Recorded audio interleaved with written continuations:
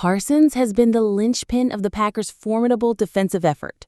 Micah Parsons, in his second Packers game, was even more dominant, consistently disrupting the Commanders' offense, which had little to do until the middle of the second half.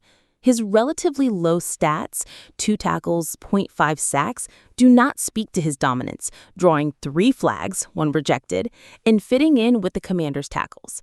It felt like, just like the first week, lighting a fire under the rest of the Green Bay defense, which suddenly seemed to be one of the most formidable in the league. The Packers' defense seemed reasonable, but Washington's inability to move the ball easily until the end of the game was a strange sight. The Commanders didn't technically turn the ball over, but they had plenty of empty-handed chances, 4 punts, 2 missed field goal tries, and 2 turnovers on downs. It was a curious sight to see Dan Quinn strip the ball from Jaden Daniels' hands at the end of the first half on 4th and 4, with 3 timeouts and 14 seconds left, and make a 58-yard field goal attempt. Daniels was under fire for much of the game, being pressured 21 times and sacked 4 times. Deebo Samuel had a long kickoff return and a touchdown in garbage time, but he and Terry McLaurin shut the ball down early. Short yardage and Daniels' scramble in the second half almost gave Washington the run. He threw for just 200 yards on 42 attempts and never created any disruption in the game with his feet. The Packers' offense put points on the board, but there were chances.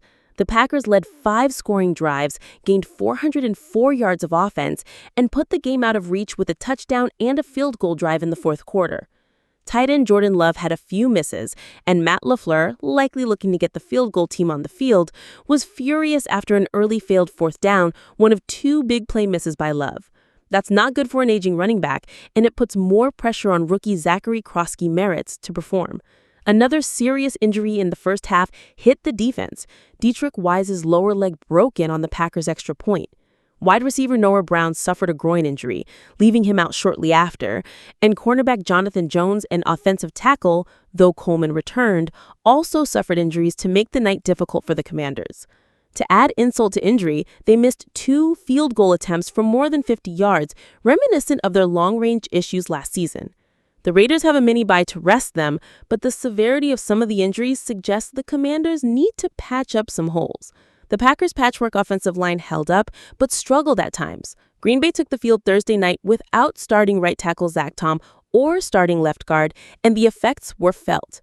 Rookie Anthony Belton, who played the final 3 snaps of the Week 1 win over Detroit, started in Tom's place and was flagged for holding in the first half, wiping out a 39-yard TD from Jaden Reed, who was injured during the game.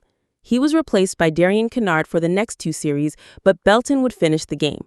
Overall, the Frankenstein O-line was on the ups and downs, missing some early run blocks and earning a total of 3 flags. Jordan Love